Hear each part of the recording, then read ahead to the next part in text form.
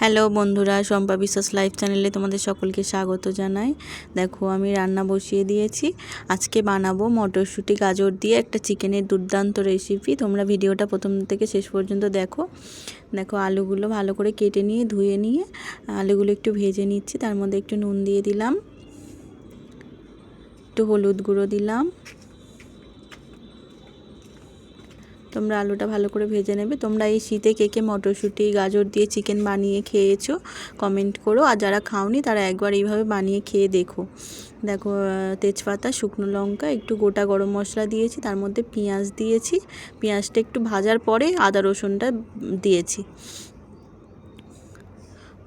তারপর টমেটো দিলাম, কাঁচা লঙ্কা দিলাম, দিয়ে একটু ভালো করে ভাজছি।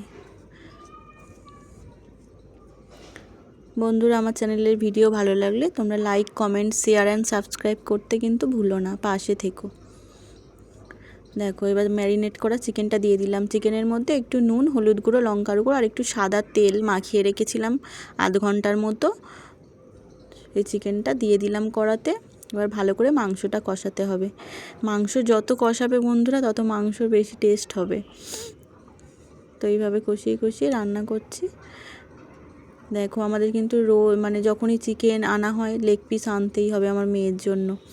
দেখো এবারে কাটা গাজরগুলো দিয়ে দিলাম। কেটে রাখা গাজরগুলো দিয়ে এবার ওর সঙ্গে একসঙ্গে কষাচ্ছি। তোমরা চাইলে গাজর নাও দিতে পারো, শুধু মটরশুঁটি দিয়েও ভালো খেতে হয়। তো আমি গাজরটা দিলাম। একটু ঝোল ঝোল করবো, কারণ আমার বরের একটু শরীরটা খারাপ, ওই কারণে। দেখো একটু কষানো হয়ে গেছে, তারপরে মটরশুঁটিগুলো দিয়ে দিলাম।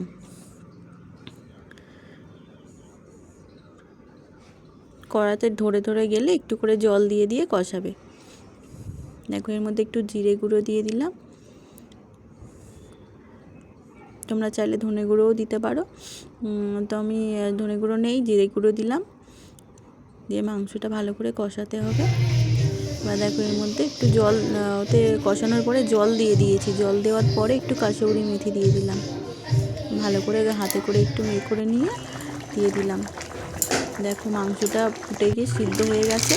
এবার ধনিয়া পাতা দিয়ে দিলাম আর গরম মশলা দিলে মাংস রেডি। আর উপর থেকে একটু ঘি দিয়ে দিলাম। তোমরা চাইলে ঘিটা নাও দিতে পারো।